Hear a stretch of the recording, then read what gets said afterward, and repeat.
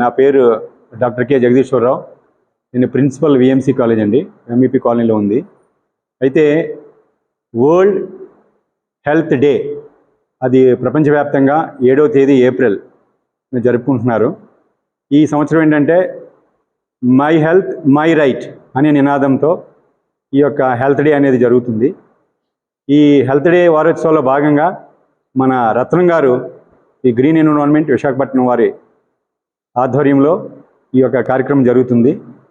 వారు చాలా మంచి విషయాలు అటు ఎన్విరాన్మెంట్ పరంగా ఇటు హెల్త్ పరంగా అలాగనే ఈ యొక్క జీవరాశి ఏ విధంగా ఇదవుతుంది, అలాగే ఈ యొక్క నదులు రాబోయే కాలంలో ఈ యొక్క జరగబోయే అవాంతరాలు అన్ని గురించి కూడా చర్చించారు మా స్టూడెంట్స్ తోటి.